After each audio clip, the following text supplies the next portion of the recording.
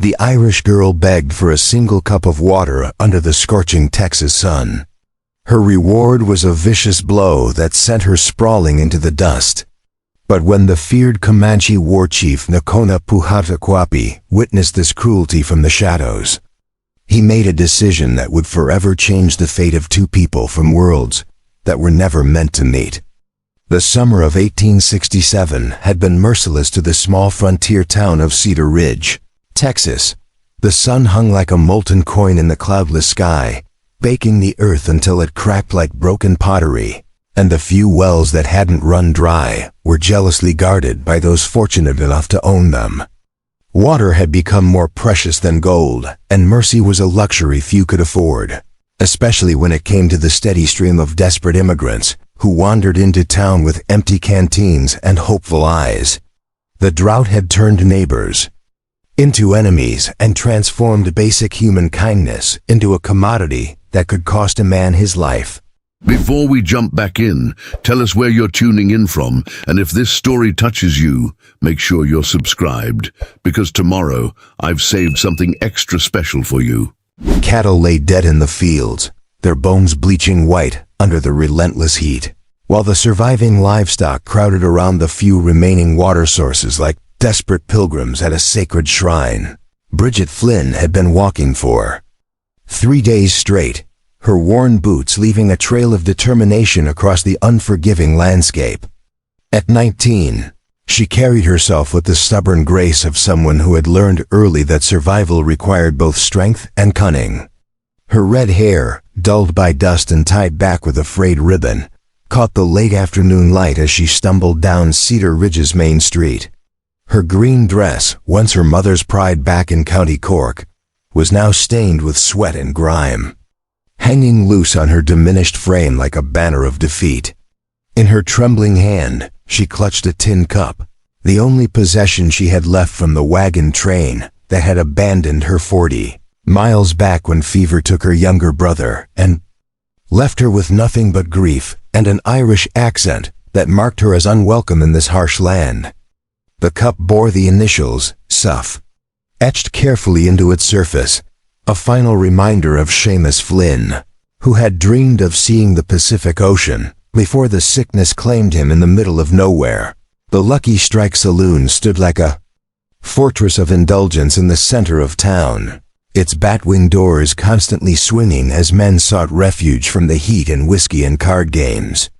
The establishment was owned by a man named Cyrus Pike, who had arrived in Cedar Ridge 5 years earlier with a wagon full of liquor and the kind of business sense that recognized thirst as opportunity. Pike had painted his saloon bright red to stand out against the faded browns and grays of the surrounding buildings, and he kept his prices just low enough to ensure a steady stream of customers while just high enough to maximize his profits. Bridget approached the establishment with the careful steps of someone who understood that desperation could be mistaken for aggression, and aggression in a place like Cedar Ridge was often met with violence. She could hear the raucous laughter and clinking glasses from within, the sounds of men who had water to spare while she felt her tongue sticking to the roof of her mouth like dried leather.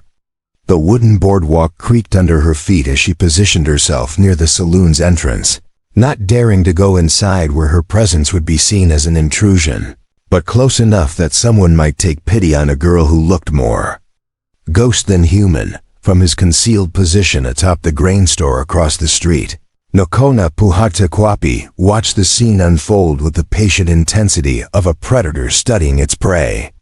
The Comanche war chief had not earned his fearsome reputation through rash action, but through careful observation and decisive strikes when the moment demanded it. At 32, he was in the prime of his physical and mental power, his bronze skin marked with the scars of countless battles against Mexican soldados, Texas Rangers, and cavalry units that had dared to venture into Comanche territory. His long black hair was braided with eagle feathers that denoted his status among his people, each feather representing a victory in combat or a successful raid against enemy settlements. He wore buckskin leggings decorated with porcupine quills, and a vest adorned with intricate beadwork that told the story of his deeds.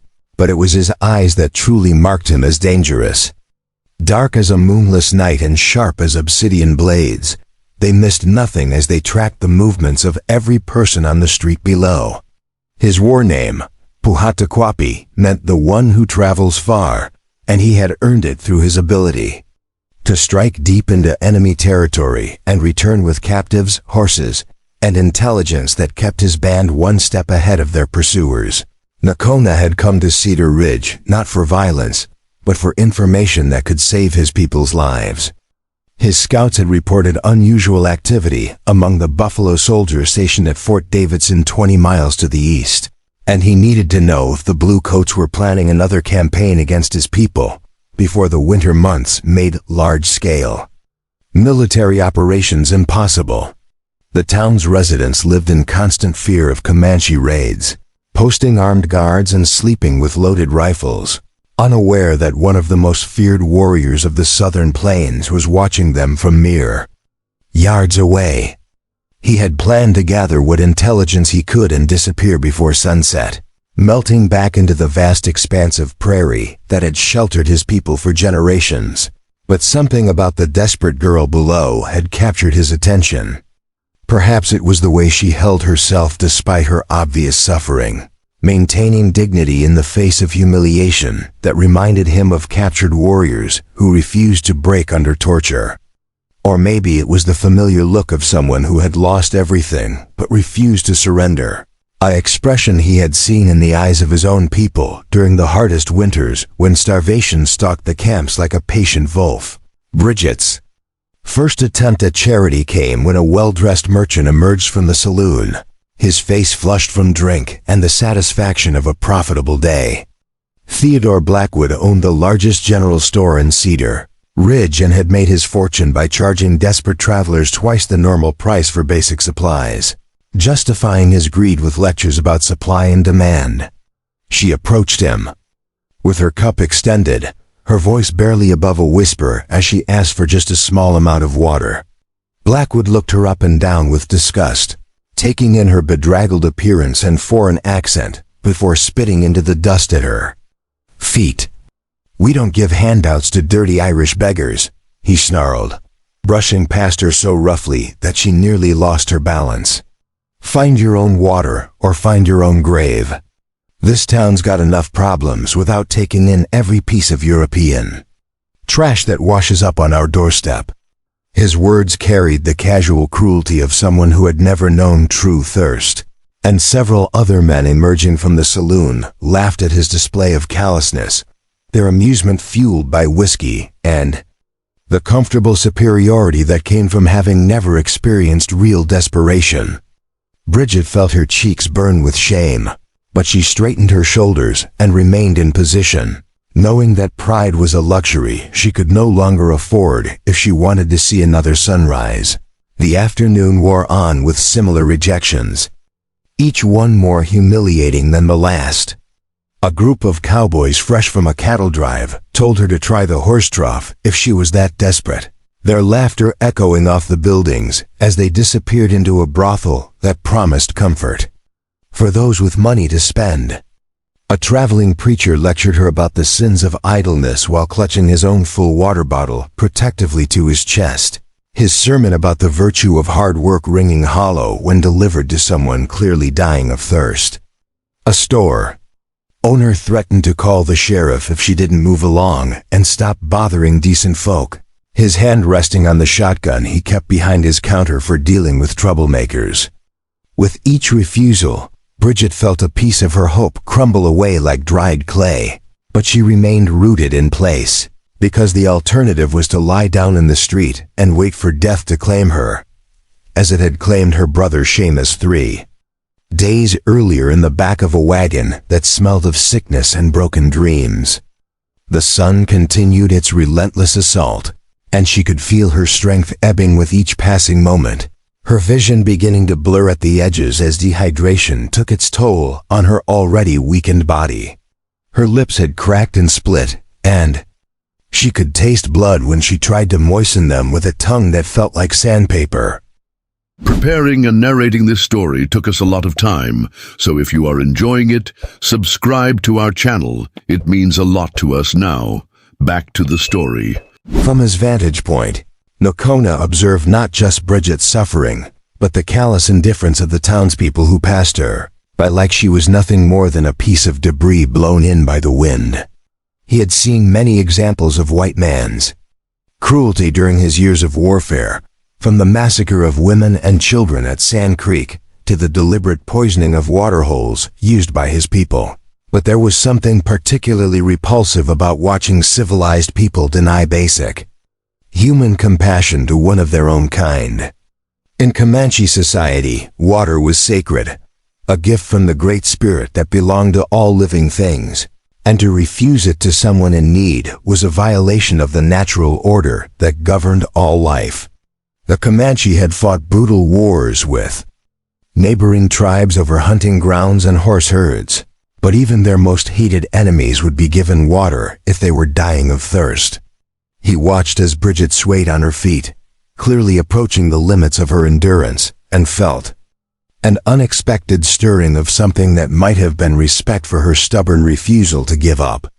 Most white captives he had encountered broke within hours of being taken from their comfortable lives, weeping and begging for mercy until their captors grew tired of the noise. But this girl had clearly been fighting for survival long before. She arrived in Cedar Ridge as the sun began its descent toward the western horizon, painting the sky in shades of orange and red that reminded Lakota of the war paint he wore into battle. A new figure emerged from the Lucky Strike Saloon. Buck Morrison was a man whose reputation preceded him like the stench of rotting meat. A former buffalo hunter turned cattle rustler who had killed more men than he could count and boasted about it to anyone willing to buy him a drink. At 45, he was a massive bull of a man with arms like tree trunks and hands that could crush a man's windpipe with minimal effort.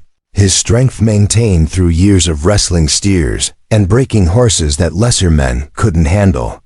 His face was a map of violence, marked with scars from knife fights and brawls that stretched back to his youth in the Kansas Territory, while his small, piggish eyes held the kind of cruelty that came from a lifetime of taking what he wanted without consequence. He wore a gun belt slung low on his hips, the leather worn smooth from years of practice draws, and everyone in Cedar Ridge knew that he was faster on the draw than he had any right to be for such a large man. Morrison had earned his reputation the hard way, surviving in a world where weakness was a death sentence and mercy was seen as an invitation for others to take advantage. Morrison had been drinking steadily since noon, drowning his sorrows in rot-gut whiskey after losing heavily at the poker table to a traveling gambler named Beauregard LaRue, who had departed town with Morrison's prize horse, his hand-tooled saddle, and what little money he had left to his name. The alcohol had amplified his natural meanness into something approaching rage, transforming disappointment into a need for violence that burned in his chest like swallowed coals. He was looking for someone to take his frustrations out on when he spotted Bridget still standing near the saloon entrance with her tin cup, her very presence seeming to offend him like a personal insult. This foreign beggar girl who dared to occupy space in his town, breathing his air and drawing his attention away from more pleasant thoughts of violence and revenge, represented everything he hated about the changing world around him. He staggered toward her with the deliberate movements of a predator who had spotted wounded prey, his massive hands already clenching into fists as he prepared to teach this Irish trash a lesson about knowing her place in the natural order of things. "You still here, girl?" Morrison's voice was a low growl that carried the promise of violence. His words slurred just enough to reveal the extent of his drinking, but not enough to impair his capacity for brutality. "Thought somebody would have run you out of town by now, or maybe you'd have had the good sense to crawl off and die somewhere we wouldn't have to look at you." Bridget looked up at him with eyes that held more exhaustion than fear, too depleted to properly appreciate the danger she was facing, her survival instincts dulled by days without proper food or water. "Please, sir," she managed to whisper. her Irish accent making the words sound foreign and unwelcome to Morrison's ears. "Just a drop of water. I haven't had anything to drink since yesterday morning, and I'm afraid I won't make it much longer without help." Her honesty about her desperation only served to further enrage Morrison, who saw her suffering as a sign of weakness that deserved to be punished rather than pitied, evidence of the inferior stock that Europe was sending to contaminate America. He stepped closer, using his considerable size to intimidate her, his breath reeking of whiskey and tobacco as he leaned down to speak, directly into her face with the kind of malicious pleasure that comes from having complete power over another. "Human being, water costs money in this town, Irish," Morrison snarled, enjoying the way she flinched at his proximity and the sour cloud of alcohol that surrounded him like a toxic fog. "And looking at you, I'd say you ain't got 2 coins to rub together. So why don't you take that pretty little cup of yours and find yourself a mud puddle to drink from like the animal you are?" His words were designed to humiliate, to strip away what remained of her dignity and reduce her to something less than human. But Bridget surprised him by refusing to back down. Despite her weakened state, she managed to straighten her spine and meet his gaze with a dignity that seemed to infuriate him further, her green eyes holding a spark of defiance that even extreme deprivation couldn't extinguish. "I'm not asking for charity," she said, her voice gaining strength from somewhere deep inside her, drawing on reserves of courage she didn't know she still possessed. "I'm willing to work for it. I can clean, or cook, or tend animals, or do whatever needs doing. I just need something to drink before I collapse right here in the street." Her offer of honest labor in exchange for basic human needs should have been reasonable to any decent person, but Buck Morrison was not a decent person, and her refusal to grovel only made him angrier, challenging his authority in front of witnesses, who might begin to question his dominance if this foreign girl showed more backbone than they did. The crowd that had gathered to watch the confrontation included several men who might have intervened under different circumstances. But Buck Morrison's reputation for violence made heroes scarce in Cedar Ridge. They watched from a safe distance as Morrison's face turned red with rage, his massive hands trembling with the effort of restraining himself from immediate violence, while he savored the anticipation of what was to come. Among the spectators was Doc Holliday, the town's physician, who clutched his medical bag and looked torn between his oath to help the suffering and his very reasonable fear of Morrison's fists. There's also Sheriff Tom Brady, a man whose badge carried little weight when it came to controlling someone like Morrison, especially since the big man technically wasn't breaking any laws by refusing to give water to a beggar. The sheriff fingered his gun nervously, knowing that if he tried to intervene and failed, Morrison might decide that the law in Cedar Ridge needed to be taught a lesson about respecting its betters. "You think you can come into my town and make demands?" Morrison roared, spittle flying from his lips as his voice rose to a shout that could be heard up and down the street. "You think because you got red hair and talk funny that somebody's gonna take pity on you? This is America, girl, not some green potato field where your kind comes from." His voice had risen to a shout that could be heard up and down the street, drawing even more spectators who sensed that something terrible was about to happen but were powerless to stop it. Bridget remained standing, though her legs were shaking. With the effort, her tin cup still clutched in her hands like a talisman that might somehow save her from what was coming. From his hidden position, Lakota had seen enough. The Comanche warrior understood the language of violence better than most men, having learned it from masters who had perfected the arts of war over countless generations, and he could read the signs that preceded bloodshed as easily as tracking deer through fresh snow. Morrison was working himself up to something that would go far beyond mere intimidation, and the girl below was too weak to defend herself against what was coming. The crowd's passive acceptance of the brutality they were about to witness reminded Lakota of the worst aspects of white civilization, the way they could watch evil unfold before their eyes and convince themselves that it wasn't their responsibility to act. Lakota had no particular love for white settlers, having spent years fighting against their encroachment into Comanche territory. But there was something about watching a strong man prey upon someone so obviously defenseless that violated his warrior's code. Among his people, true strength was measured not by one's ability to harm the weak, but by one's willingness to protect them. And what he was witnessing below represented everything he despised about the white man's world, where cowardice was disguised as civilization and cruelty was justified by claims of racial superiority.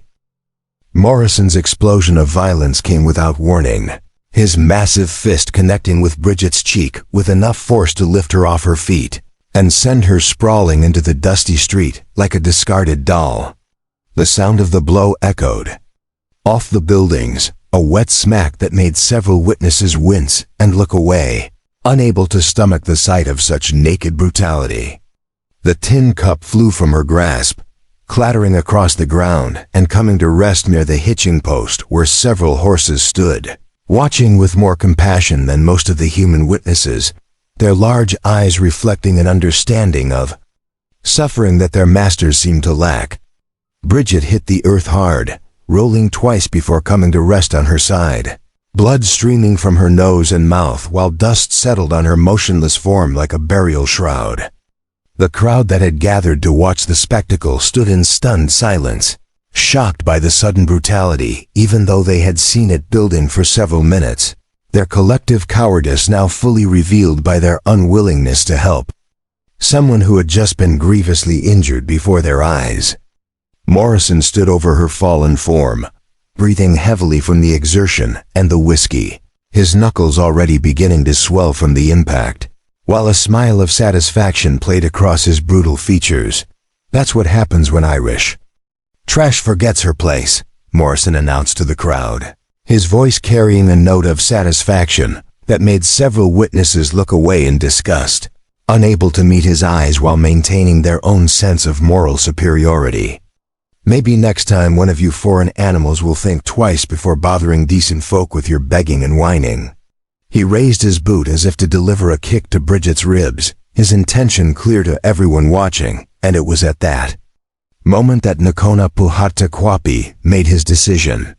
The Comanche war chief had witnessed enough white brutality to last several lifetimes, from the systematic slaughter of buffalo herds to the deliberate spreading of smallpox among his people. But something about this particular act of cowardice demanded a response. Perhaps it was the girl's courage in the face of overwhelming odds, or maybe it was simply that he had grown tired of watching evil go unpunished while good people stood by and did nothing. But whatever the reason, Nakona found himself moving. Before his tactical mind could talk him out of it, the war chief descended from his hiding place with the fluid grace of a mountain cat, his moccasined feet making no sound as they touched the ground. He moved through the shadows between buildings, like smoke-given form, using every piece of cover available as he made his way toward the confrontation in the street. The crowd was so focused on Morrison and his fallen victim that none of them noticed the approach of one of the most dangerous men on the southern plains, a predator who had learned the arts of stealth and sudden violence from masters who had been perfecting these skills for countless generations. Nakona's hand rested on the handle of his tomahawk, a weapon that had tasted the blood of more enemies than he could count, its edge honed to razor sharpness and its handle worn smooth by years of use in both ceremony and combat. For now he remained hidden, waiting for the perfect moment to reveal himself, knowing that the element of surprise was often the difference between victory and death in situations like this. Morrison was savoring his moment of dominance, playing to the crowd like an actor on a stage, when a voice cut through the afternoon air with the authority of rolling thunder. "Step away from the woman." The words were spoken in accented English, calm and measured, but they carried an undercurrent of menace that made every person in the street freeze in place like rabbits who had suddenly detected the presence of a wolf. Morrison spun around, his hand instinctively moving toward his gun, but stopped short when he saw who had spoken. Nakona Puhataqapi stood 20 feet away, having emerged from the shadows like a nightmare-given form, his presence transforming the entire dynamic of the confrontation in an instant. The crowd began to back away, recognizing the distinctive dress and bearing of a Comanche warrior, while Morrison found himself face to face with a man whose reputation for violence made his own seem like child's play. The silence that followed. Nakona's words stretched across Cedar Ridge's main street like a drawn bowstring, tension so thick it seemed to press against the chest of every witness. Morrison's hand hovered over his gun, trembling with a mixture of rage and uncertainty as he sized up the Comanche warrior who had materialized from nowhere like death itself. The big man had faced down plenty of opponents in his violent career, but something about Nakona's absolute stillness and the cold calculation in his dark eyes made Morrison's survival instincts scream warnings that his pride refused to heed. The crowd had backed away to what they hoped was a safe distance, creating a wide circle around the three central figures in this deadly tableau. While whispered prayers and muttered curses drifted on the hot afternoon air, Nakona moved with deliberate slowness toward Bridget's motionless form, his moccasined feet raising small puffs of dust with each step. His eyes never left Morrison's face, reading the bigger man's body language the way a tracker reads sign on a trail, watching for the telltale tensing of muscles that would precede a draw. The war chief had been in more gunfights than most men, had witnessed, and he understood the mathematics of violence with the precision of someone whose life had depended on such calculations for over 2 decades. Morrison was fast, that much was evident from his reputation and the wear patterns on his gun leather, but speed meant nothing without accuracy, and accuracy required calm nerves that Morrison clearly lacked in his current state of drunken fury.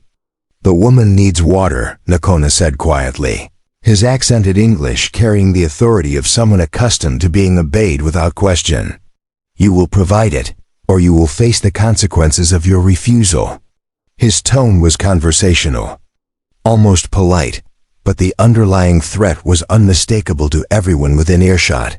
Morrison's face flushed an even deeper shade of red as rage warred with the prudent fear that whispered warnings about engaging a Comanche warrior in single combat.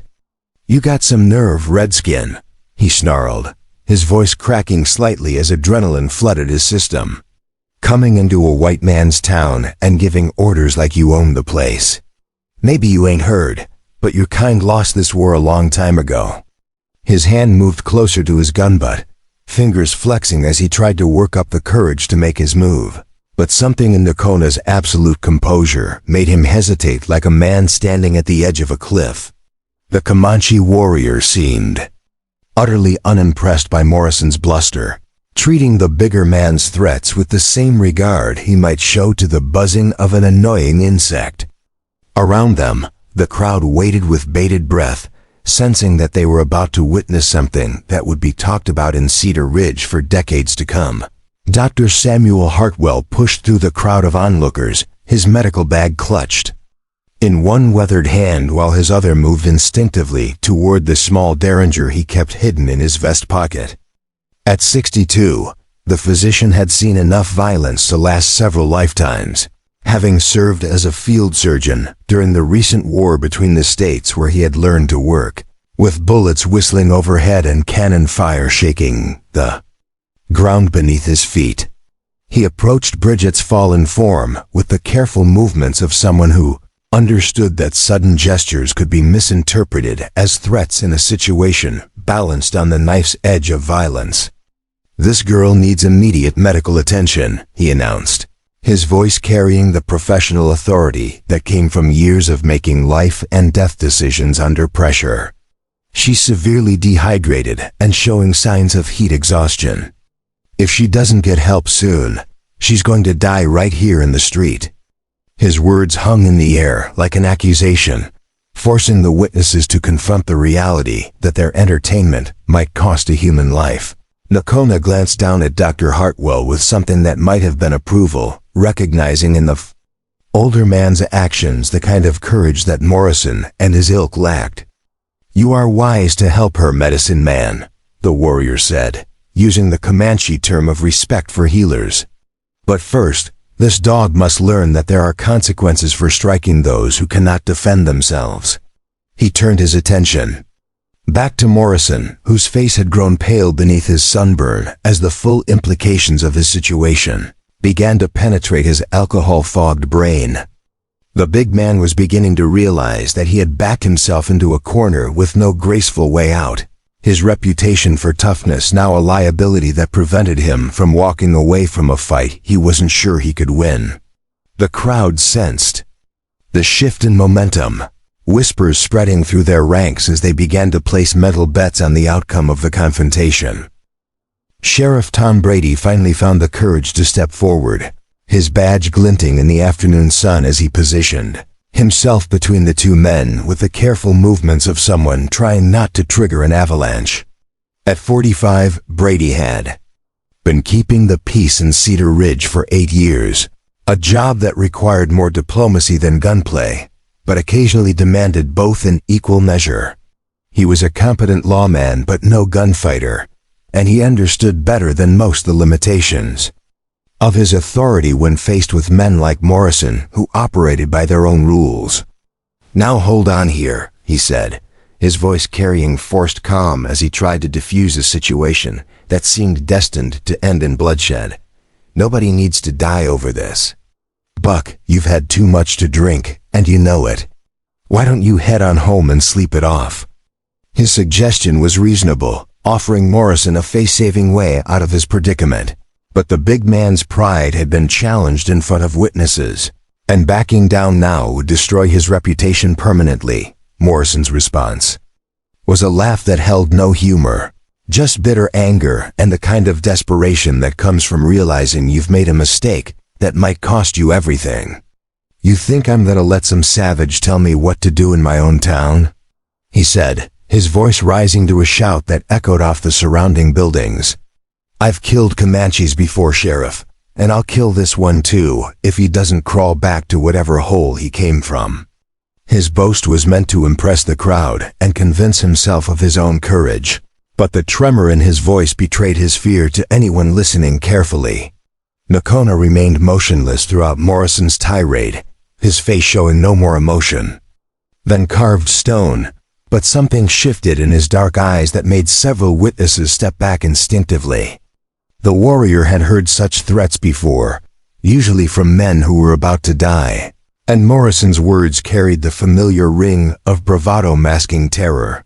The tension reached its breaking point when Morrison finally committed to his course of action, his hand darting toward his gun with the desperate speed of someone who knew his life depended on being faster than his opponent. The crowd gasped collectively as leather cleared metal, but Morrison's draw was spoiled by alcohol and fear, his movements clumsy compared to the fluid precision he'd once possessed in his prime. Lakota moved like flowing water, his tomahawk appearing in his hand as if by magic while he sidestepped Morrison's wild shot with contemptuous ease. The big man's bullet went wide, shattering a window in the general store behind where the warrior had been standing, and before Morrison could adjust his aim, Lakota was inside his guard with the inevitability of an avalanche. The tomahawk's handle struck Morrison's wrist with surgical precision, sending his gun spinning away into the dust while the big man howled in pain and surprise. What followed was less a fight than a demonstration of the vast gulf between a professional warrior and a man who relied on size and reputation to intimidate his victims. Lakota moved around Morrison like smoke, striking with calculated precision at joints and pressure points, while avoiding the bigger man's increasingly desperate attempts to grapple with him. Each blow was delivered with just enough force to inflict pain and disable without causing permanent damage, a masterclass in controlled violence that left the watching crowd stunned into silence. Morrison, for all his bulk and bluster, found himself being systematically dismantled by an opponent who seemed to anticipate his every move before he made it. Within minutes, the big man was on his knees in the dust, his face bloody and his spirit broken, while Lakota stood over him with his tomahawk held casually at his side. "You spoke of killing Comanches," Lakota said quietly, his voice carrying easily to every witness despite its low volume. But I think you have confused us with rabbits or perhaps small children. A true warrior does not prey upon the helpless or boast of victories over the defenseless. He gestured toward Bridget's motionless form with his free hand, his meaning clear to everyone present. You struck down a starving woman who asked only for water, and you did it because you knew she could not fight back. This is not the action of a man but of a coward who mistakes cruelty for strength. His words cut deeper than any physical blow, stripping away Morrison's carefully constructed image and revealing the hollow bully beneath. The crowd that had once feared the big man now saw him clearly for what he was, and the shame of that revelation would follow Morrison for the rest of his days. Dr. Hartwell used the lull in violence to examine Bridget more thoroughly, his experienced hands checking for signs of serious injury, while the crowd's attention remained focused on the confrontation between Lakota and Morrison. The physician's examination revealed that while the blow to her face had been severe, the real danger came from the advanced dehydration that had weakened her to the point of collapse. Her pulse was rapid and thready, her skin had lost its elasticity, and her breathing was shallow and irregular, all signs that pointed to a medical emergency that required immediate intervention. "This woman is dying," he announced loudly, his voice cutting through the aftermath of violence with the authority of medical expertise. "She needs fluids immediately, or we're going to have a death on our hands, along with everything else that's happened here today." His diagnosis served as a sobering reminder that the spectacle they had witnessed was only part of a larger tragedy unfolding before their eyes.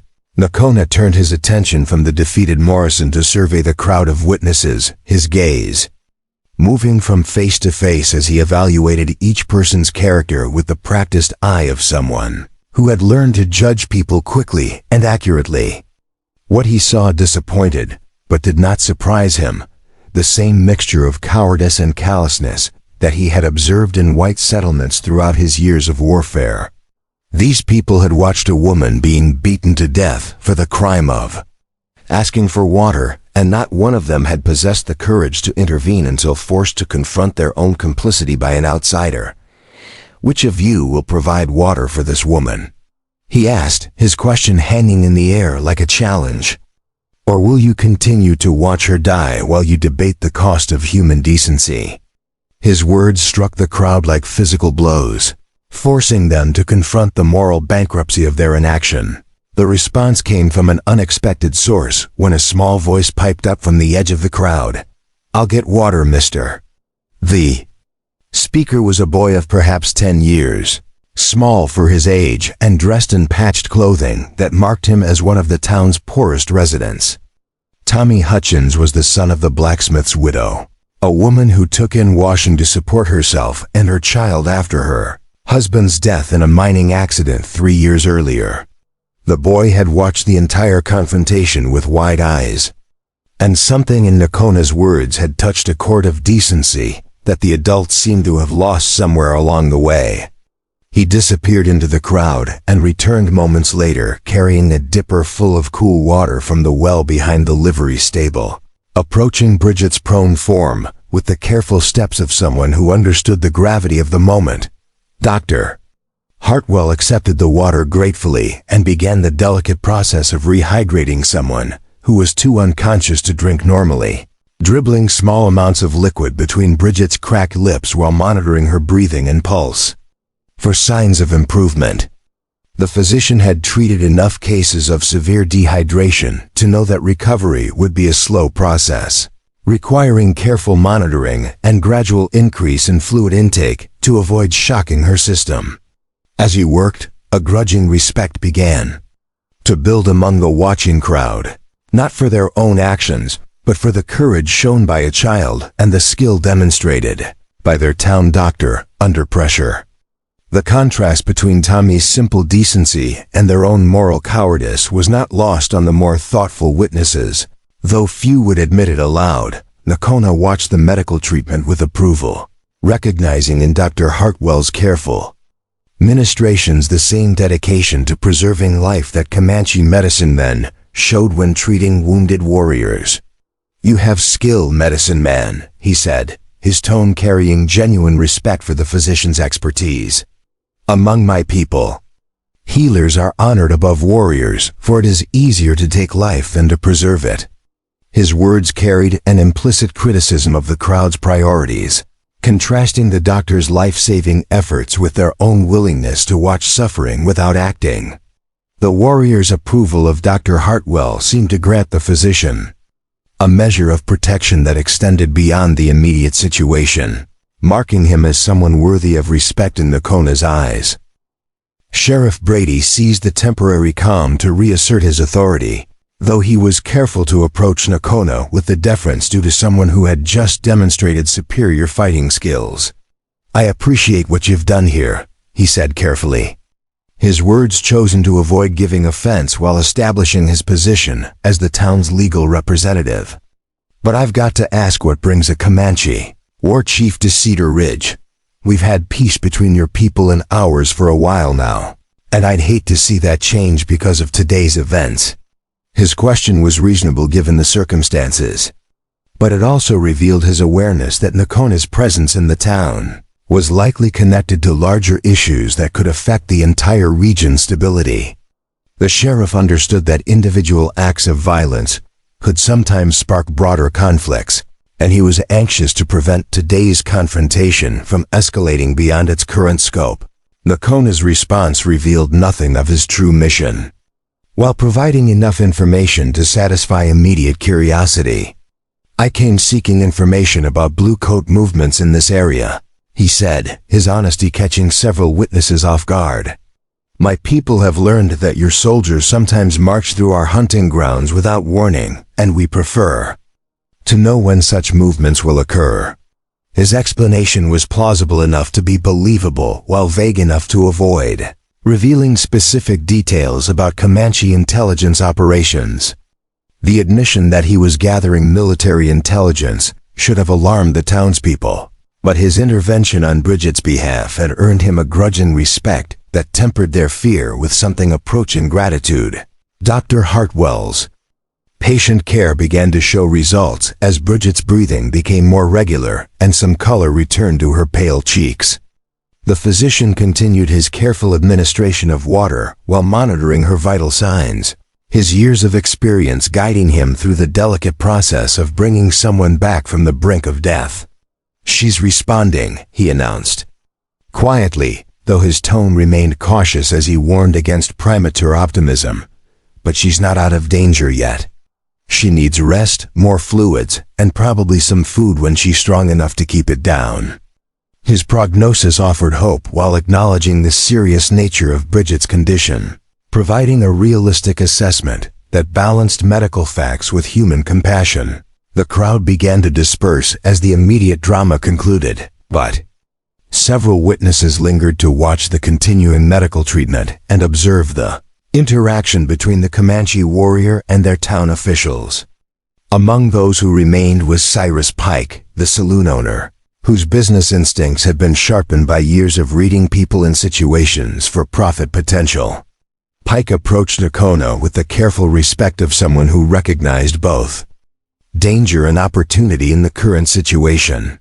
"Warrior," he said, his voice carrying a mixture of deference and calculation, "I'd be honored to provide a room where the lady can recover properly. No charge, of course, given the circumstances." His offer was motivated partly by genuine concern, but mostly by the realization that being seen as helpful to someone of Nakona's obvious importance could provide valuable protection for his establishment. Nakona evaluated Pike's offer with the same careful consideration he gave to all potentially advantageous situations, weighing the benefits against possible risks while maintaining his position of strength. "Your offer shows wisdom," he replied after a moment's thought, "but the woman's safety must be guaranteed by more than just your word. She will need protection while she recovers, and food and medicine as well as shelter." His conditions were reasonable but firm, establishing clear expectations while leaving room for negotiation. The warrior understood that accepting Pike's hospitality would create a debt of sorts, but it would also provide him with a base of operations in the town, while he completed his intelligence-gathering mission. Dr. Hartwell supported the arrangement. From a medical standpoint, recognizing that Bridget would benefit from proper shelter and care during her recovery. Mr. Pike's establishment has clean rooms and decent food, he told Nakona, his professional opinion carrying weight in the discussion. I can check on her regularly and make sure she gets the treatment she needs. The physician's endorsement helped seal the arrangement while establishing his role as Bridget's primary caregiver, a responsibility he accepted with the dedication. That had made him one of the most respected men in Cedar Ridge, despite his sometimes difficult patience. As arrangements were made for Bridget's care, Nakona found himself studying the young woman's face with growing curiosity about her background and the circumstances that had brought her to such desperate straits. Her features, though marked by suffering and exhaustion, suggested strength of character that went beyond mere physical endurance, and her refusal to back down from Morrison despite her obvious weakness had impressed him as much as any warrior's courage in battle. The Comanche had a long tradition of adopting captives who showed exceptional bravery or useful skills, and while Bridget was neither captive nor candidate for adoption, her demonstrated resilience marked her as someone worthy of respect and protection.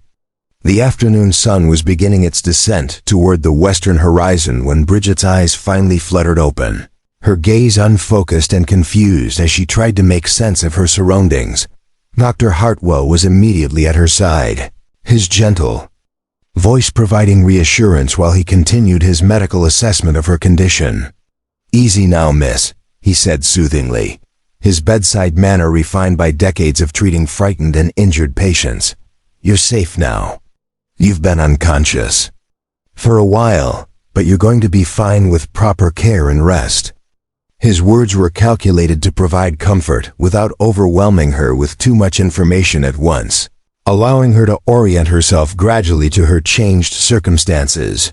Bridget's first coherent words were a whispered question about water, her parched throat making speech difficult despite Dr. Hartwell's careful rehydration efforts. The physician helped her take small sips from a tin cup, the irony not lost on several witnesses that she was finally receiving what she had been denied so violently earlier. As her awareness increased, her eyes moved around the circle of faces surrounding her, lingering longest on Nakona's distinctive features with a mixture of confusion and dawning recognition. "You're the one," she whispered, her Irish accent making the words sound almost musical despite her weakened state. "You helped me when no one else would." Her simple statement of fact carried an emotional weight that affected even the most hardened witnesses. 3 days passed before Bridget Flynn could sit upright without assistance, her recovery slow but steady under Dr. Hartwell's careful ministrations and the unexpected protection of a Comanche war chief who had appointed himself her guardian. The room above Pike's saloon had been transformed into a makeshift hospital ward, with clean linens that Pike had purchased at considerable expense, and a constant supply of fresh water that seemed almost miraculous after her ordeal in the street. Nakona had taken up residence in the chair beside her bed, a position that allowed him to monitor both her condition and the comings and goings of everyone in the establishment below. His presence had fundamentally altered the atmosphere of the Lucky Strike, turning a rough frontier saloon into something approaching a sanctuary, where violence was unthinkable and courtesy was mandatory. The warrior's vigil beside Bridget's bedside had become the talk of Cedar Ridge, with speculation running wild about his motivations and intentions.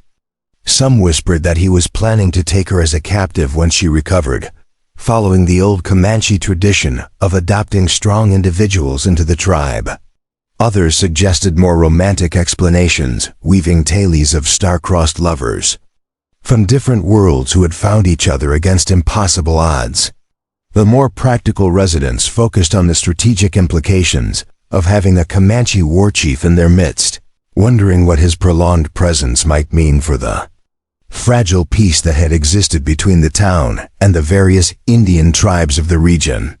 Through it all, Nakona remained silent about his true reasons for staying, deflecting questions with the same stoic composure that had made him legendary among both his allies and enemies. Dr. Hartwell had initially been skeptical of Nakona's medical knowledge, but his respect grew daily as he observed the warrior's understanding of healing practices that complemented his own training. The Comanche brought herbs from his medicine bundle that helped reduce Bridget's fever and ease her pain. Plants that the physician didn't recognize, but whose effects were undeniably beneficial. Your people have great skill with healing plants, Dr. Hartwell commented during one of his examinations, his professional curiosity overcoming his cultural prejudices. I've seen army surgeons who could learn from what you know about treating wounds and illness. Nakona's response revealed depths of knowledge that went far beyond what most whites expected from someone they considered a savage. Discussing the properties of various medicinal plants with the expertise of someone who had studied healing as seriously as warfare. Bridget's gradual return to consciousness brought with it fragments of memory from her ordeal, pieces of a puzzle that slowly revealed the full scope of her desperate journey to Cedar Ridge. She spoke in whispers at first, her voice gaining strength. As her body recovered, telling Nakona and Dr. Hartwell about the wagon train that had abandoned her when fever took her brother Seamus. The other travelers had been Irish immigrants like herself, families seeking new lives in California, who had pooled their resources for the dangerous journey west. But when sickness struck and Seamus began burning with fever, fear had overcome solidarity, and the train's leaders had made the brutal decision to leave the Flynn siblings behind rather than risk contagion spreading to the other families. They said they were sorry, Bridget whispered, tears streaming down her face as she relived the abandonment. But they wouldn't even give us water before they left. Said they couldn't spare it with so far still to travel. Her story revealed the harsh realities of frontier life, where survival often required choices that civilized people preferred not to contemplate. Nakona listened to Bridget's account with the patience of someone who understood that healing required more than medicine, that sometimes the spirit needed to purge itself of poison through the telling of painful truths. Her description of watching her brother die alone in an abandoned wagon, while she was powerless to help him, struck something deep in the warrior's own experience, reminding him of losses he had endured during the long years of warfare against encroaching white settlement.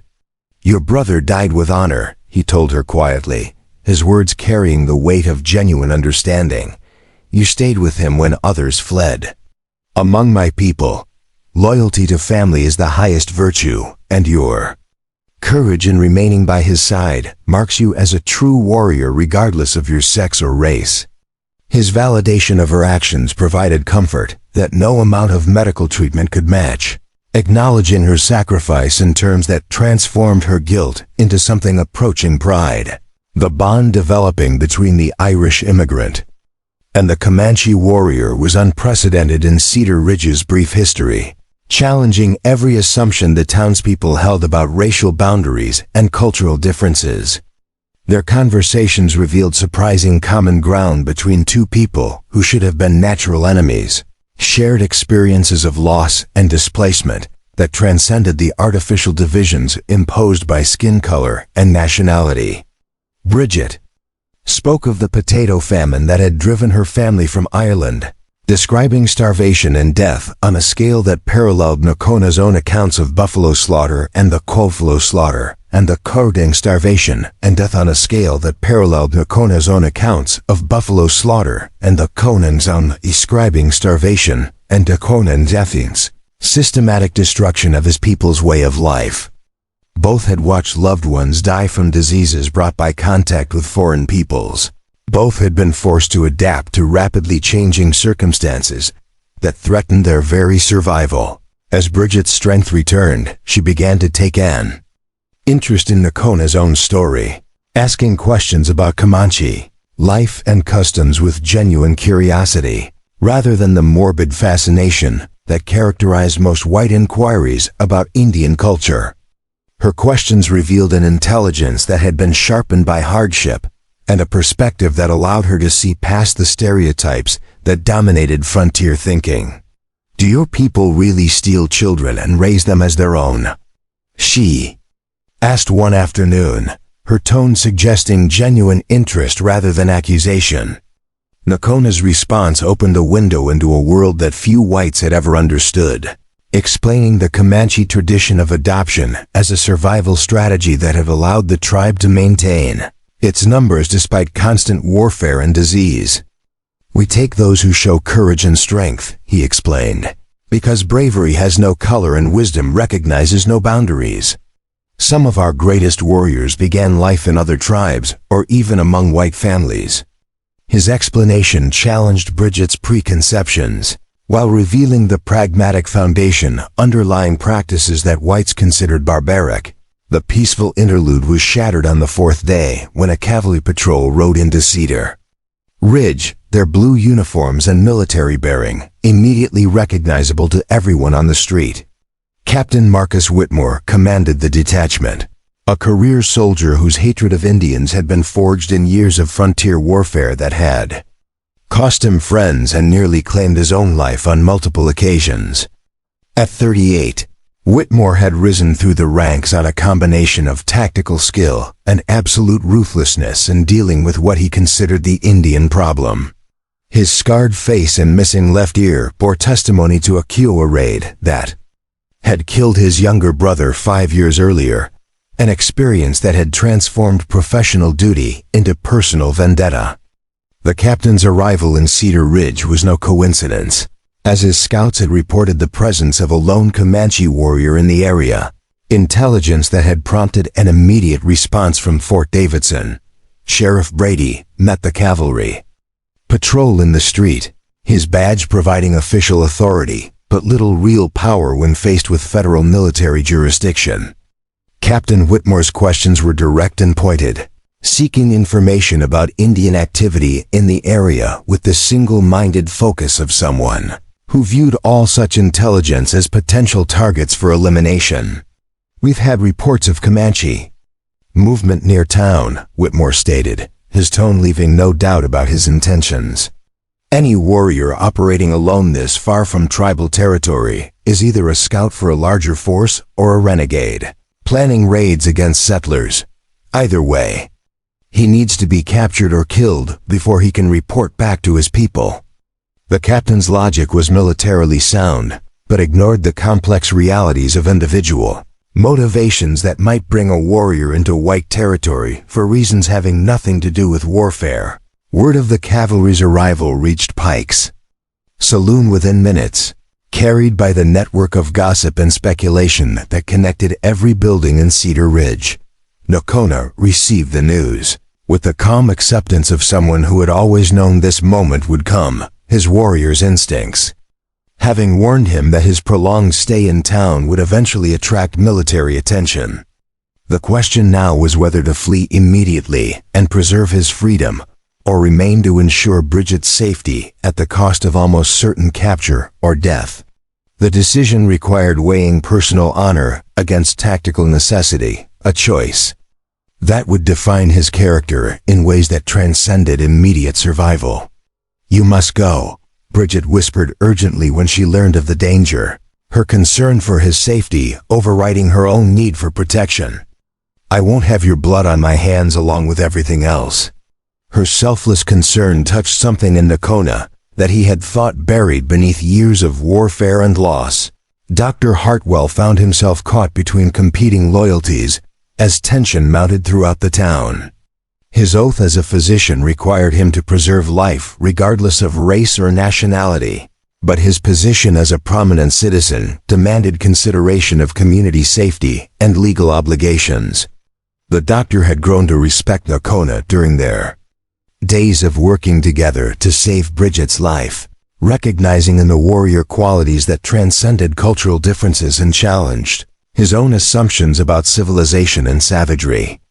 "That man saved a woman's life when the rest of us stood by and watched," he told his wife that evening, his voice heavy with the weight of moral complexity. "Now we're supposed to hand him over to be killed for the crime of showing more humanity than any of us possessed." The physician's dilemma reflected broader questions about justice and loyalty that had no easy answers. Captain Whitmore's investigation led him inevitably to the Lucky Strike Saloon, where witness accounts and physical evidence pointed to recent Comanche presence. The cavalry officer's interrogation of Pike revealed the full scope of recent events, including Morrison's assault on Bridget and Nakona's intervention, information that only served to confirm Whitmore's suspicions about Indian activity in the area. So this savage is still in town, the captain concluded, his satisfaction evident as pieces of the puzzle fell into place. Probably using the girl as cover while he gathers intelligence for his war party. These Comanches are cunning devils. And this one's been playing you all for fools while he spies on our defenses. Whitmore's interpretation of events revealed more about his own prejudices than actual facts, but his authority gave his conclusions the weight of official policy. The confrontation that everyone had been dreading finally materialized when Captain Whitmore and 6 armed soldiers surrounded Pike's saloon just as the sun reached its zenith. The military precision of their deployment left no doubt about their intentions, with riflemen positioned to cover every possible escape route while the captain himself prepared to enter the building and apprehend his quarry. Inside, Nakona made his final preparations with the calm deliberation of someone who had faced death many times before, checking his weapons and considering his limited options, while Bridget watched with growing desperation. "There has to be another way," she pleaded, her voice breaking with emotion as she realized that the man who had saved her life was about to sacrifice his own freedom for her continued protection. "Please, just go. I'll be fine now that I'm stronger."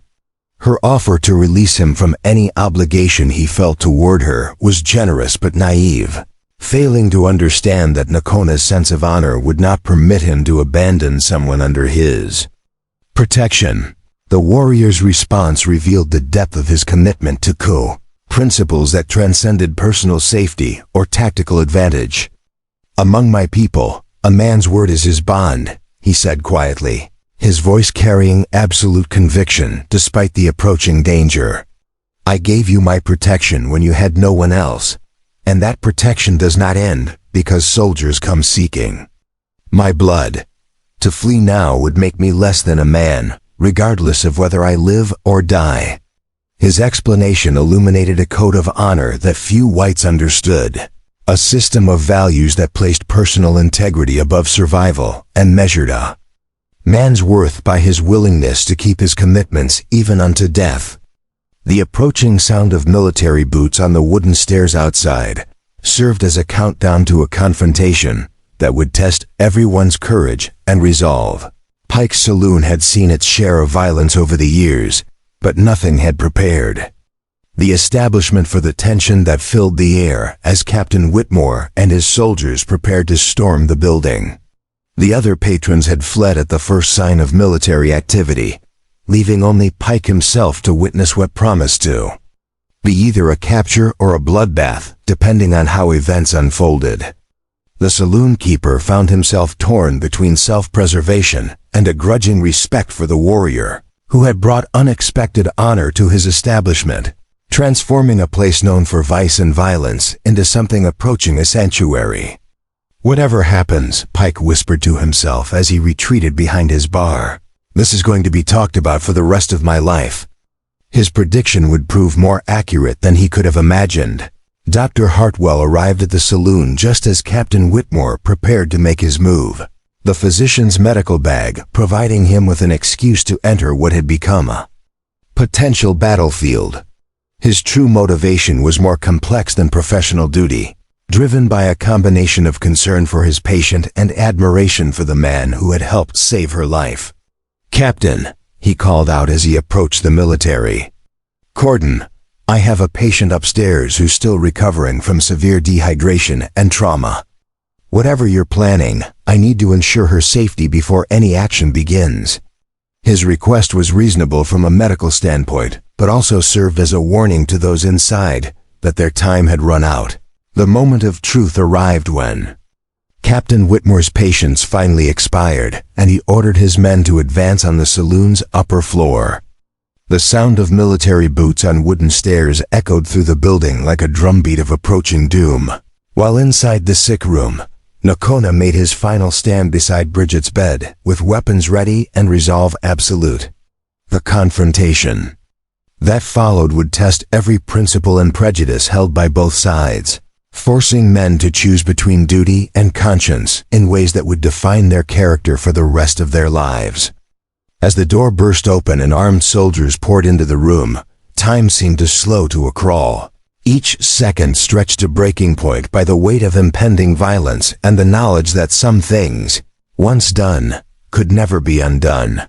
The wooden door exploded inward as Captain Whitmore's boot connected with violent force, splinters of pine flying across the small room like shrapnel from an artillery burst. 6 armed soldiers poured through the doorway with military precision, their Springfield rifles trained on the lone Comanche warrior who stood defiantly between them and Bridget's sickbed. Lakota held his tomahawk in one hand and a knife in the other, his stance balanced and ready despite being outnumbered 6-1 by men armed with modern firearms. The afternoon sunlight streaming through the room's single window caught the steel of his weapons, creating brief flashes of light that seemed to dance around him like protective spirits summoned for battle. Captain Whitmore entered last, his service revolver drawn and cocked, his scarred face twisted into an expression of grim satisfaction at finally cornering his quarry. "Stand down, warrior," Whitmore commanded, his voice carrying the authority of someone accustomed to absolute obedience from subordinates and enemies alike. "You're surrounded and outgunned. Surrender now, and you'll live to see a proper trial instead of dying in this flea-bitten room."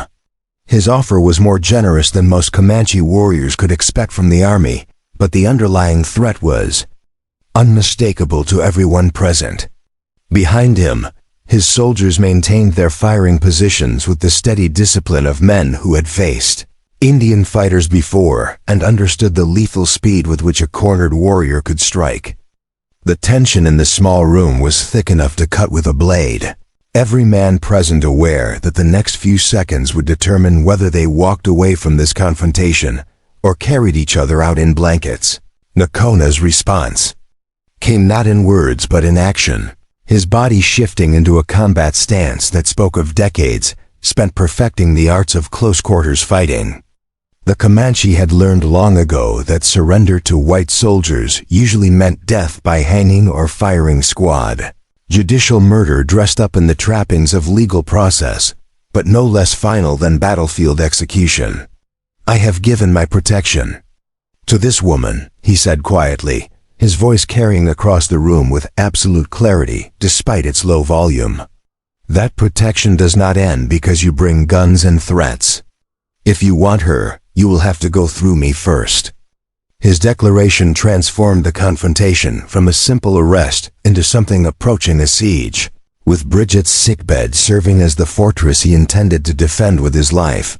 Dr. Hartwell pushed past the soldiers with the authority that medical emergencies granted even in military situations, his presence adding an element of civilian concern to what had become a purely military operation.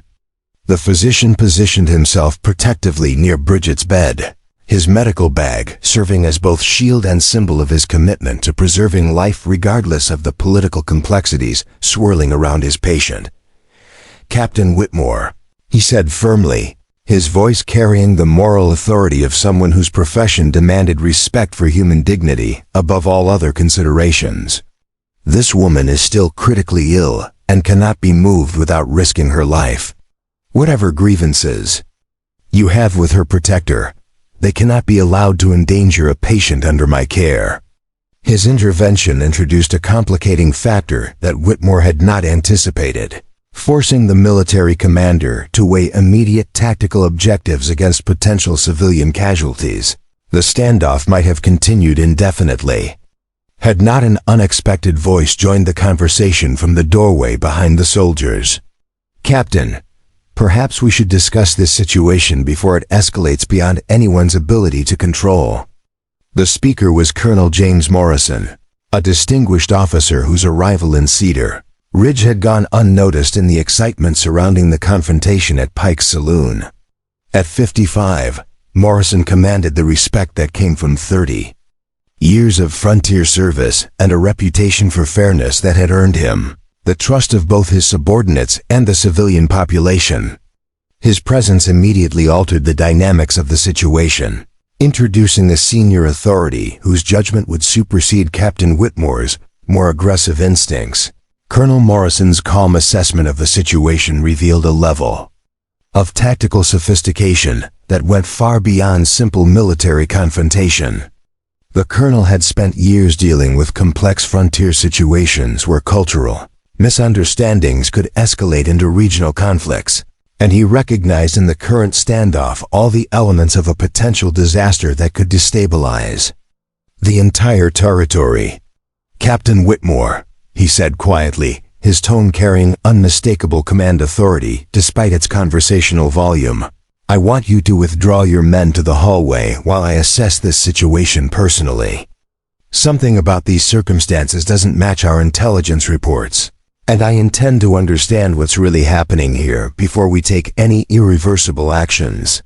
His order was delivered with the kind of quiet confidence that brooked no argument, even from subordinatefeisers who disagreed with his cautious approach.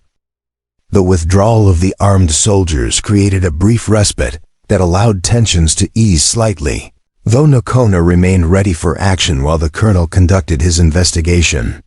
Morrison approached the Comanche warrior with the careful respect of someone who understood that dignity was often more important than force in achieving lasting solutions to complex problems. "I am Colonel Morrison," he said, offering a slight bow that acknowledged Nakona's status as a war chief without compromising his own authority. "My subordinate believes you are here to gather intelligence for raids against our settlements, but the circumstances suggest a different explanation. I would like to hear your account of recent events before making any decisions about how to proceed." His request for information rather than immediate surrender demonstrated a level of diplomatic sophistication that surprised everyone present. Nakona's response revealed both his intelligence and his understanding of the political complexities that surrounded Indian-white relations in the post-war period. Rather than simply recounting recent events, he provided context that explained his presence in Cedar Ridge as part of broader Comanche concerns about military activities that threatened hunting grounds essential for his people's survival. "Your soldiers have been moving through our traditional territories without warning," he said, his English precise despite its accent. "My chief sent me to determine whether these movements represent preparation for war against our people or simply patrol activities that we need not fear. I came seeking information, not planning violence." His explanation was both truthful and strategic, acknowledging his intelligence-gathering mission while framing it in defensive rather than aggressive terms. Dr. Hartwell seized the opportunity provided by Colonel Morrison's more measured approach to present medical evidence that supported Nakona's character. "Colonel, this man spent 3 days helping me save this woman's life after she was brutally assaulted by one of our own citizens," the physician stated firmly. His knowledge of healing practices and his dedication to protecting someone in need demonstrate qualities that hardly match the profile of a savage planning raids against innocent settlers. The doctor's testimony carried weight not only because of his professional standing but also because his first-hand observations contradicted the stereotypes that typically guided military policy toward Indians. His support for Nakona represented a significant shift in local opinion that could influence the colonel's decision-making process. Bridget herself proved to be the most compelling witness when she found strength to speak despite her continued weakness from the ordeal she had endured. Her Irish accent lent a musical quality to words that carried emotional weight far beyond their simple meaning as she described Nakona's intervention during her darkest hour. "He saved my life when no one else would lift a finger to help," she said, her voice growing stronger as she spoke. "Every man in this town watched me being beaten to death for asking for water, But this warrior risked his own safety to protect someone he'd never met before. If that's what you call savage behavior, then I'd rather live among savages than the civilized folks who were content to watch me die in the street. Her passionate defense of Nakona struck at the heart of assumptions about civilization and barbarism that had guided frontier policy for decades. Colonel Morrison's investigation revealed additional factors that complicated any simple resolution to the situation, including testimony from witnesses who described Morrison's unprovoked assault on Bridget and the cowardice displayed by townspeople who had failed to intervene. The colonel's years of experience had taught him to look beyond surface appearances, to understand the underlying dynamics that shaped frontier conflicts, and what he discovered in Cedar Ridge challenged many of his assumptions about the moral superiority that whites claimed over their Indian adversaries. It appears, he said slowly, choosing his words carefully, that this warrior has demonstrated more honor and courage than many of our own citizens. That fact alone requires me to reconsider our standard procedures for dealing with such situations. His acknowledgement of Nakona's superior conduct represented a rare admission of white moral failure that shocked both his subordinates and the civilian witnesses. The turning point in negotiations came when Colonel Morrison proposed an unprecedented arrangement that would satisfy military requirements while acknowledging the unique circumstances surrounding Nakona's presence in Cedar Ridge. Rather than arrest or exile, the colonel suggested a formal parley that would allow Comanche and military representatives to discuss their mutual concerns in an atmosphere of diplomatic immunity. "Your chiefs want to know about our military movements," Morrison said to Nakona, "and we need to understand Comanche intentions regarding our settlements and supply routes. Perhaps this incident provides an opportunity for honest communication that could prevent future conflicts." His proposal represented a dramatic departure from standard military doctrine that typically treated all Indian contact as potential enemy action requiring immediate response. The negotiations that followed demonstrated both the complexity of frontier diplomacy and the potential for cooperation between traditional enemies when mutual respect replaced reflexive hostility. Nakona proved to be a skilled negotiator whose understanding of white motivations allowed him to frame Comanche concerns in terms that military officers could appreciate, while Colonel Morrison's willingness to listen created space for compromise that had rarely existed in previous Indian-white encounters. The discussions ranged far beyond immediate tactical concerns to address fundamental questions about territorial rights, resource sharing, and the possibility of peaceful coexistence in regions where both peoples had legitimate claims. Dr. Hartwell and Bridget served as unofficial mediators whose presence reminded both sides that individual human relationships could transcend the racial and cultural barriers that divided their respective societies. As afternoon faded into evening, the impromptu diplomatic conference in Pike's Saloon had produced agreements that surprised everyone involved with their scope and practical value. Nakona would return to his people with detailed information about military patrol schedules and supply routes, intelligence that would allow Comanche bands to avoid accidental conflicts with army units operating in the region. In exchange, he would carry Colonel Morrison's proposal for regular meetings between tribal and military representatives, formal communications that could prevent the misunderstandings that so often escalated into violence. The arrangement represented a small but significant step toward the kind of mutual accommodation that could make frontier life safer for both Indian and white populations.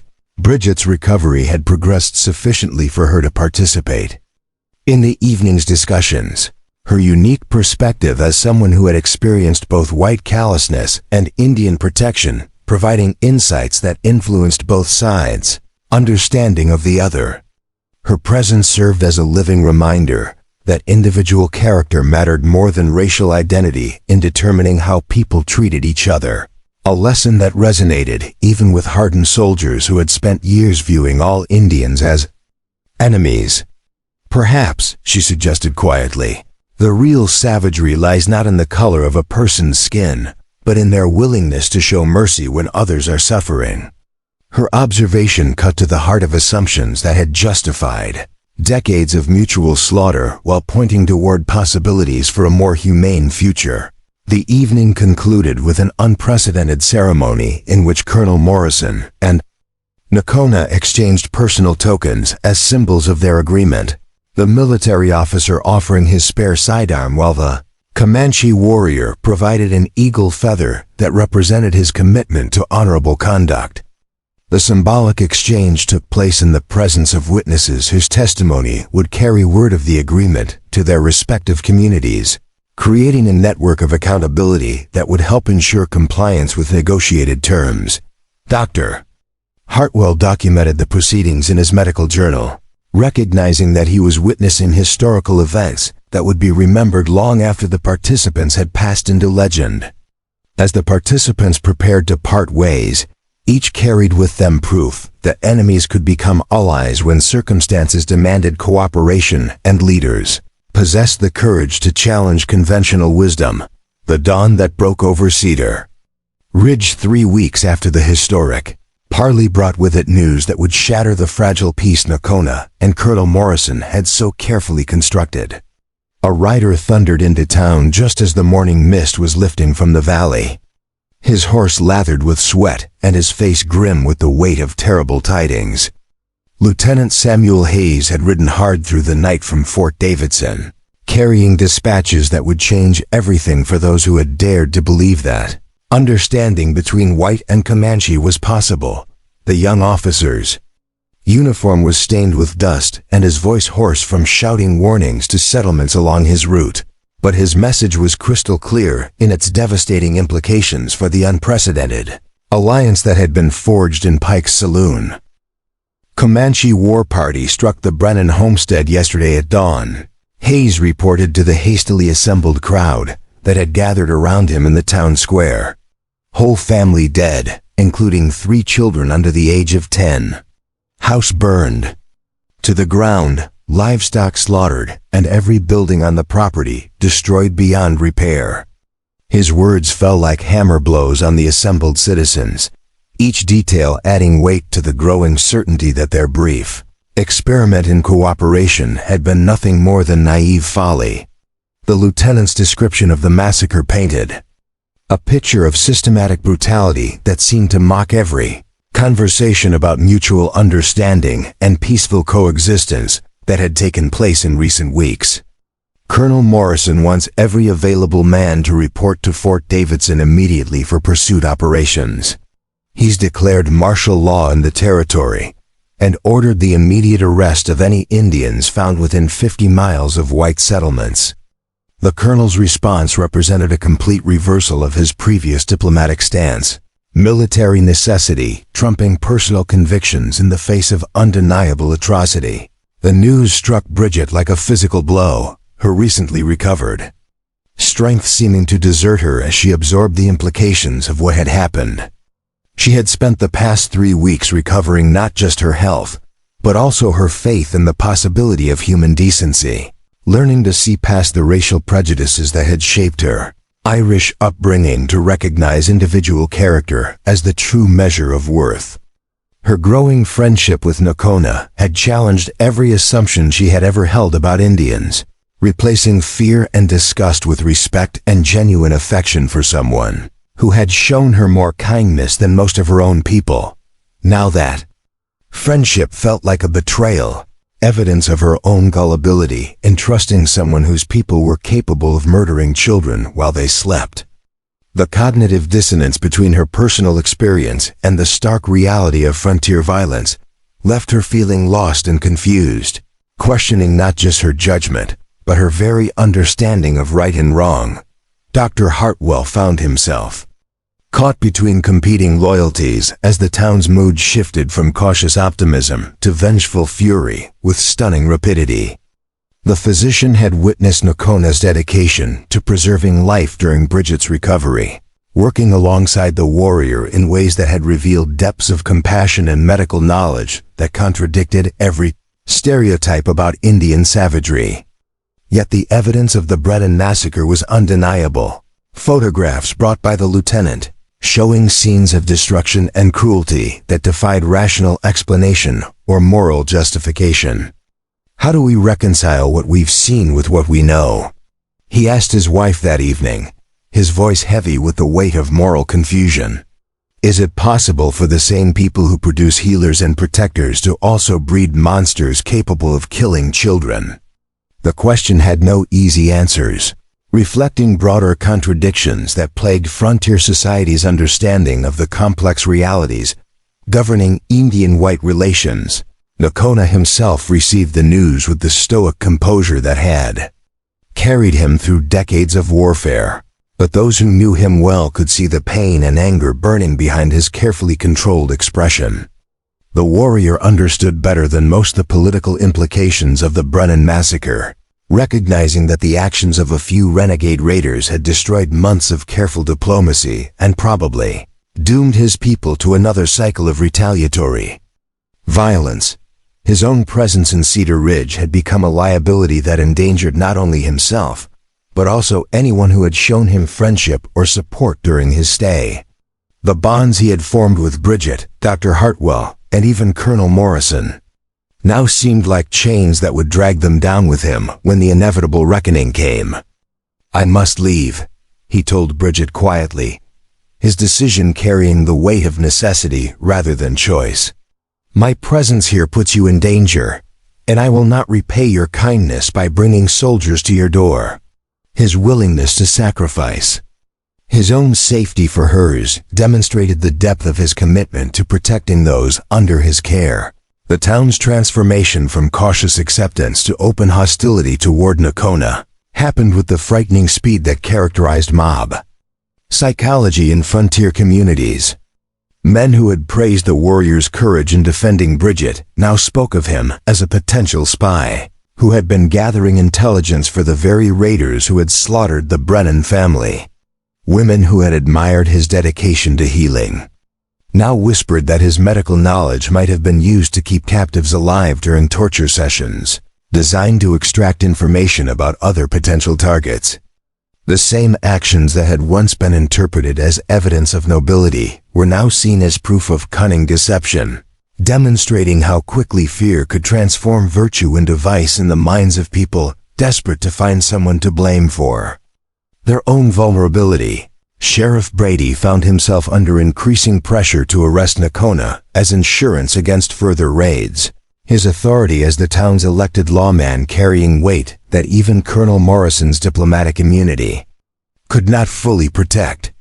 The sheriff's own feelings about the situation were complex, torn between gratitude for Nakona's intervention during Bridget's assault and fear that harboring a Comanche warrior might mark Cedar Ridge as a target for revenge attacks.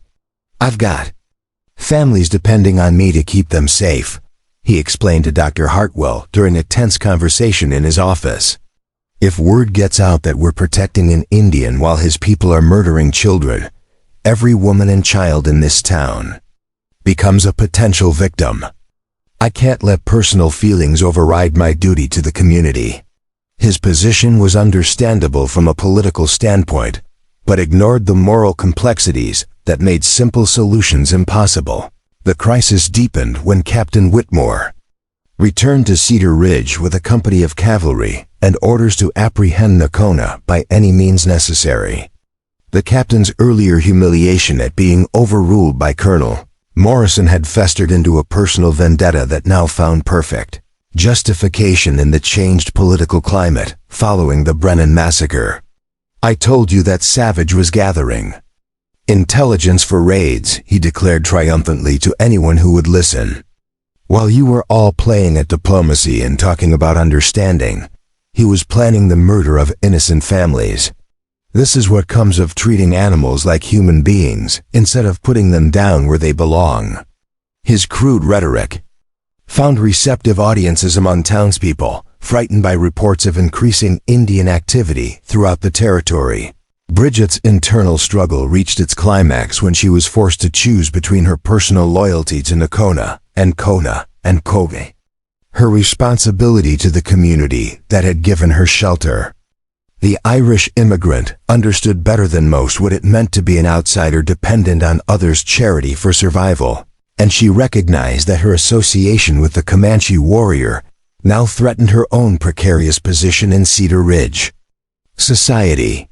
Yet she also remembered lying broken in the street while respectable citizens stepped over her prone form, contrasting their callous indifference with Nakona's immediate willingness to risk his life for a stranger. "He saved me when no one else would help," she told Dr. Hartwell during one of their conversations about the deteriorating situation. "How can I abandon him now just because it's become inconvenient to remember his kindness?" Her question highlighted the moral test that faced everyone who had benefited from Nakona's protection. The situation reached a breaking point when word arrived that the Comanche war party responsible for the Brennan massacre had been tracked to a canyon less than 20 miles from Cedar Ridge. Captain Whitmore's scouts reported signs that the raiders were planning additional attacks on isolated homesteads, intelligence that transformed the military's mission from simple pursuit to active defense of threatened settlements. The proximity of hostile forces made Nakona's continued presence in town a potential disaster, as his capture or killing by the raiders could provide them with detailed information about Cedar Ridge's defenses and vulnerabilities. "We can't protect him anymore," Sheriff Brady declared during an emergency town meeting. "The risk to everyone else is too great, and we have obligations to our own people that have to come first." His announcement marked the effective end of the sanctuary that Pike's Saloon had provided. Dr. Hartwell made a desperate attempt to preserve some vestige of the humanitarian principles that had guided the community's initial response to Nakona's presence. The physician proposed escorting the warrior to the territorial boundary under a flag of truce, allowing him to return to his people without the bloodshed that would inevitably result from military pursuit through hostile territory. "This man risked his life to save one of our own," he reminded the assembled citizens. "Whatever his people may have done elsewhere, he has shown us nothing but honor and courage. We owe him safe passage at the very least, and perhaps the chance to carry word of our desire for peace to those who might be willing to listen." His appeal to their better nature found some support among those who remembered Nakona's intervention during Bridget's crisis. Pike's proposal offered a different solution that reflected the pragmatic brutality that characterized frontier business relationships. The saloon owner suggested turning Nakona over to Captain Whitmore in exchange for guarantees that Cedar Ridge would receive military protection against future raids, trading one man's life for the security of the entire community. "We're talking about survival here," Pike argued with cold calculation. "One Indian's life against dozens of white families isn't even a choice worth debating. We give them their prisoner, they give us protection, and everybody wins except the savage who is probably planning to kill us all anyway." His cynical assessment of the situation found support among those who had never fully accepted Nakona's presence in their community.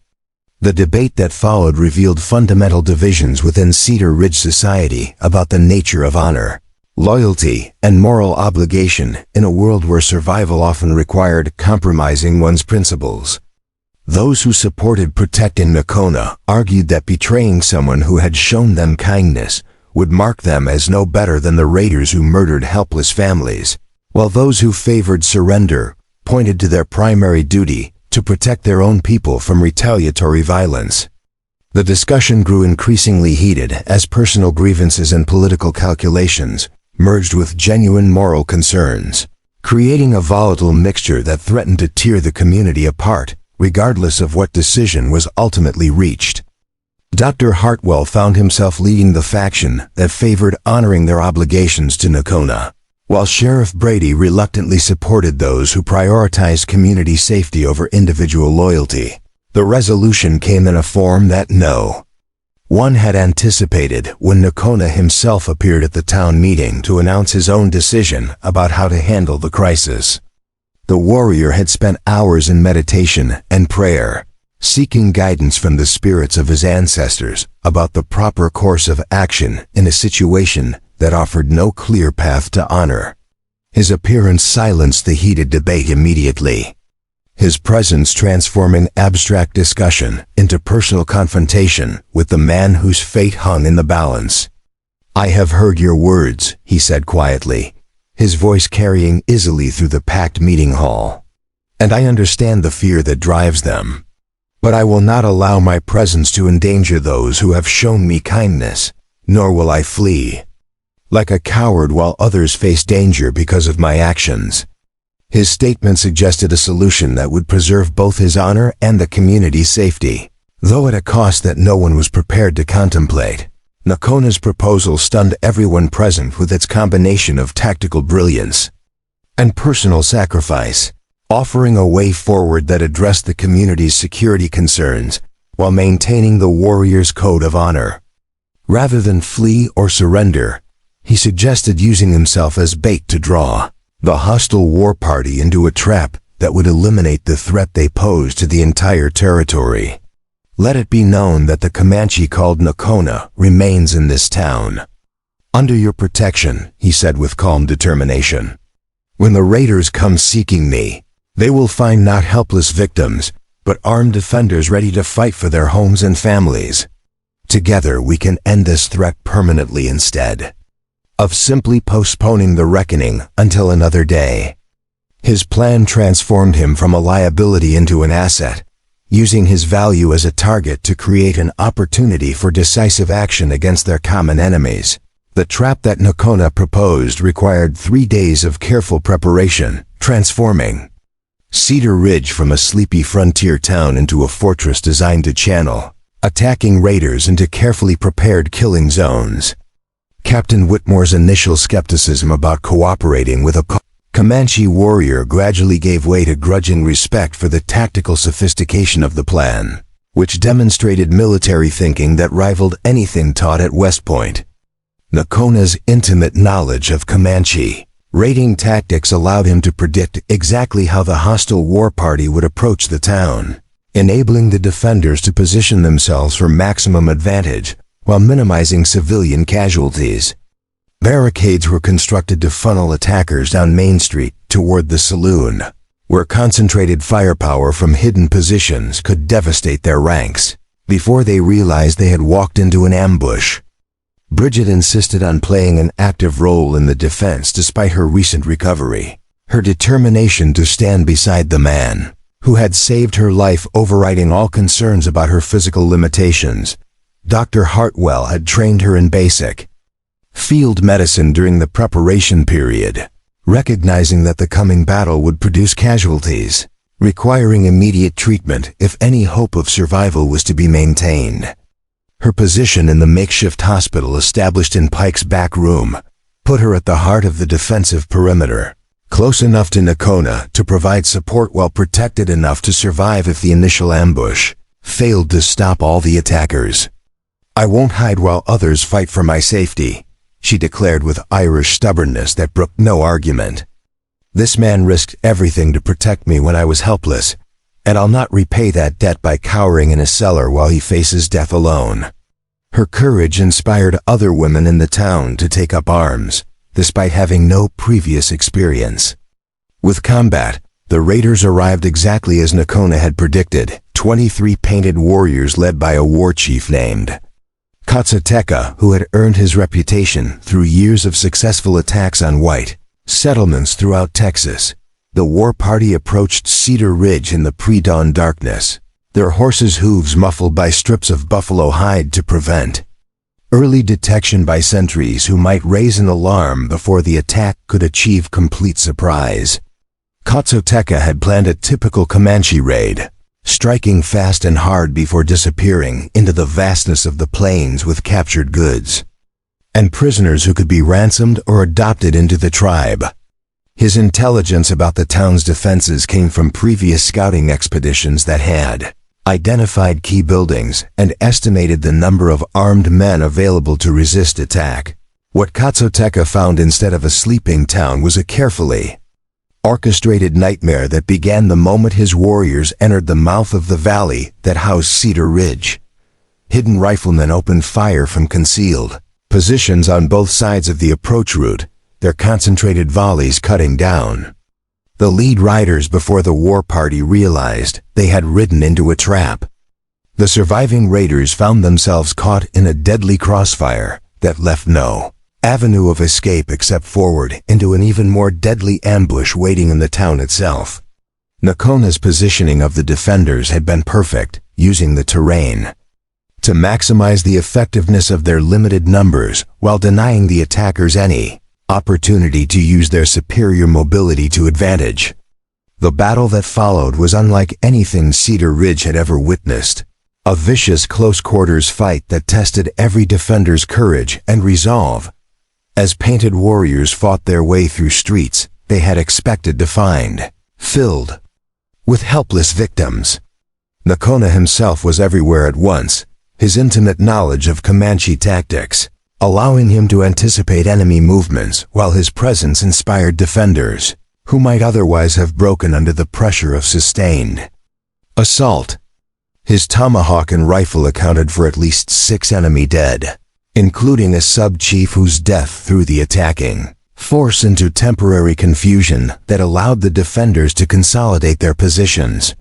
Captain Whitmore, fighting alongside the Comanche warrior he had once tried to arrest, found himself developing a grudging respect for an enemy who demonstrated tactical skills that exceeded those of many professional soldiers. Dr. Hartwell's improvised field hospital became a scene of controlled chaos, as wounded defenders were carried in for treatment while the battle raged just yards away from his operating table. The physician worked with steady hands despite the crack of rifle fire and the screams of dying men that provided a constant soundtrack to his life-saving efforts. Bridget proved invaluable as his assistant, her experience with suffering allowing her to remain calm while helping to save lives, under conditions that would have broken many people with formal medical training. "Hold this compress while I work on his shoulder," Dr. Hartwell instructed during the treatment of Sheriff Brady, who had taken a rifle ball through his left arm while defending the jail. "You're doing better than most army surgeons I've known." And they had years of training for this kind of work. His praise meant more to Bridget than any formal recognition could have provided. The turning point in the battle came when Katsuteka himself attempted to rally his remaining warriors for a final assault on the saloon where he believed the town's leaders had taken refuge. The war chief had recognized that his raid had failed, and was now focused on salvaging some measure of victory by taking important prisoners, who could be exchanged for safe passage out of the trap that had closed around his war party. His charge toward Pike's establishment was met by concentrated fire from multiple defenders, but it was Nakona who ended the threat by stepping into the street for a face-to-face confrontation with his tribal enemy. The two warriors circled each other with weapons drawn while the battle swirled around them, each looking for an opening that would allow him to strike a killing blow without exposing himself to counterattack. The duel between Nakona and Katsuteka represented more than just a fight between two skilled warriors. It was a clash between different visions of what it meant to be Comanche in a world where traditional ways of life were being challenged by forces beyond any individual's control. Katsuteka represented the old path of constant warfare against white encroachment, believing that only through unrelenting violence could his people preserve their independence and honor.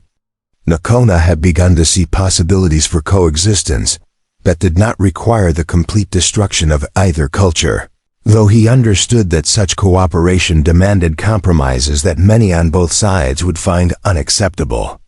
Their fight lasted only minutes, but the outcome would influence the future relationship between their peoples for generations to come. The death of Katsuteka broke the spirit of the remaining raiders, who fled into the darkness after suffering casualties. That eliminated nearly half their original number. The victory belonged to the defenders, but it had come at a terrible cost that included 3 dead townsmen and twice that number wounded seriously enough to require extended medical care. Nakona himself bore injuries that spoke to the ferocity of his final confrontation, including a deep gash across his ribs and a knife wound in his left shoulder that would leave him with limited use of that arm for the rest of his life. Yet as Dr. Hartwell worked to clean and dress his wounds, the warrior showed no sign of regret about his decision to make his stand in Cedar Ridge, rather than flee to safety among his own people. The aftermath of the battle transformed the relationship between Nakona and the townspeople in ways that transcended the racial prejudices that had previously defined their interactions. Men who had called for his arrest now spoke of him as a hero whose tactical genius and personal courage had saved their families from massacre and capture. Women who had feared his presence now brought food and medicine to aid his recovery, recognizing that their children's safety had depended on his willingness to risk everything for people who owed him nothing. Even Captain Whitmore, whose hatred of Indians had been forged by years of frontier warfare, found himself forced to acknowledge that character mattered more than race in determining a man's worth. Colonel Morrison's return to Cedar Ridge 3 days after the battle brought official recognition of the unprecedented cooperation that had made victory possible. The colonel's dispatches to territorial headquarters described the defense in terms that praised both the tactical brilliance of the plan and the courage shown by all participants, making special mention of Nakona's role in organizing the ambush that had eliminated a significant threat to regional security. This warrior has demonstrated that cooperation between our peoples is not only possible, but potentially beneficial to both sides. Morrison wrote in his official report, his actions suggest that peace treaties based on mutual respect and shared interests might succeed where policies of simple domination have failed. His recommendation would influence territorial policy for years to come. Bridget's role in the battle's aftermath proved as important as her contributions during the fighting itself, as her unique position as someone who had been saved by Nakona's intervention allowed her to speak with moral authority about the meaning of the recent events. Her testimony to visiting officials from the territorial government emphasized the personal bonds that had developed between former enemies, demonstrating that individual relationships could transcend the racial hatred that had characterized frontier society. This man saw me dying in the street and chose to help despite knowing it would put his own life at risk, she told a congressional delegation investigating Indian affairs. If we judge people by their actions rather than their ancestry, we might find that our so-called enemies have more honor than many of our supposed friends. Her words carried weight because they came from someone who had experienced both white callousness and Indian compassion. The decision about Nakona's future required delicate negotiations that balanced his value as a diplomatic link between cultures against the practical realities of frontier politics that made his continued presence controversial. Colonel Morrison proposed establishing him as an official liaison between military authorities and Comanche bands willing to negotiate peaceful coexistence, a position that would provide legal protection while acknowledging his unique qualifications for such work. The arrangement would require him to spend part of each year in white settlements and part among his own people, serving as a bridge between worlds that had been separated by generations of mutual mistrust and violence. You would be taking considerable personal risk, Morrison warned during their final negotiations. There are those on both sides who will see you as a traitor to your race, and that perception could cost you your life. Nakona's response reflected the wisdom he had gained through years of warfare and recent weeks of cooperation. The farewell ceremony that marked Nakona's official departure from Cedar Ridge demonstrated how profoundly the events of recent weeks had changed everyone involved, creating bonds that would endure long after the participants had gone their separate ways. Bridget presented him with a small wooden cross that had belonged to her brother Seamus, a token of faith that symbolized her belief in the possibility of redemption and renewal even after terrible loss. Dr. Hartwell contributed a collection of medical supplies along with detailed notes about treatments that had proven effective during their collaboration, knowledge that could save lives in both white and Indian communities. Even Pike offered a bottle of his finest whiskey, acknowledging that his establishment had been honored by serving as the site where enemies became allies. The legacy of the stand at Cedar Ridge would be measured not just in lives saved or enemies defeated, but in the precedent established for cooperation between peoples who had been taught to see each other as natural enemies. Nakona's willingness to risk everything for strangers who had shown him kindness demonstrated that individual conscience could overcome tribal loyalties when moral principles demanded such sacrifice. Bridget's transformation from helpless victim to courageous defender illustrated the potential for personal growth. When people were given opportunities to prove their worth regardless of their origins, Dr. Hartwell's recognition that healing knew no racial boundaries pointed toward possibilities for professional cooperation that could benefit everyone. As Nakona rode away from Cedar Ridge toward an uncertain future, he carried with him proof that understanding between cultures was possible when people of goodwill were willing to see past superficial differences to recognize their common humanity. Up next, you've got two more standout stories right on your screen. If this one hit the mark, you won't want to pass these up. Just click and check them out. And don't forget to subscribe and turn on the notification bell so you don't miss any upload from us.